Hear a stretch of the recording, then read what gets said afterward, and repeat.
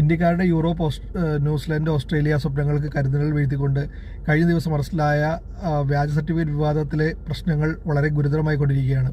കഴിഞ്ഞ ദിവസം ഓസ്ട്രേലിയൻ പാർലമെൻറ്റിൽ ഒരു MP ഇതിനെക്കുറിച്ച് സംസാരിക്കുകയും ഏകദേശം 23,000-ലേറെ പുതിയ ആളുകൾ വ്യാജ സർട്ടിഫിക്കറ്റ് നേടിക്കൊണ്ട് ഓസ്ട്രേലിയയിൽ എത്തിയിട്ടുള്ളതുമായി അദ്ദേഹം പറയുകയുണ്ടായി. സമാനമായി ന്യൂസിലൻഡിലും യൂറോപ്പിലെ ഒട്ടുമിക്ക രാജ്യങ്ങളിലും സർട്ടിഫിക്കറ്റ് ചെക്കിംഗ് വേണമെന്ന് പലരും ആവശ്യപ്പെടുകയും പല രാജ്യങ്ങളും അതിന് സ്റ്റാർട്ട് ചെയ്യുകയും ചെയ്തിട്ടുണ്ട്. ഈ അവസ്ഥ മുന്നോട്ട് പോവുകയാണെങ്കിൽ, വ്യാജ സർട്ടിഫിക്കറ്റുകൾ കൂടുതൽ പിടിക്കുകയാണെങ്കിൽ ഓസ്ട്രേലിയയെ പോലെ തന്നെ ബാക്കിയുള്ള രാജ്യങ്ങളും ഇന്ത്യയെ റെഡ് ലിസ്റ്റിലേക്ക് ആക്കുകയും ഇന്ത്യയിൽ നിന്ന ആളുകൾക്ക് അതും ജോലി സംബന്ധമായ പ്രശ്നങ്ങളോ അല്ലെങ്കിൽ പഠിക്കാൻ പോകുന്നതായിട്ടുള്ള പ്രശ്നങ്ങളെല്ലാം വരികയും ചെയ്യുമെന്ന് കരുതുന്നു.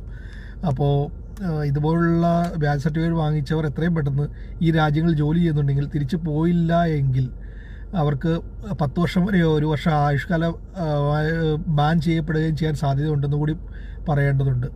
അപ്പോൾ ഇതൊരു ഇൻഫോർമേറ്റീവ് വീഡിയോ ആണ്.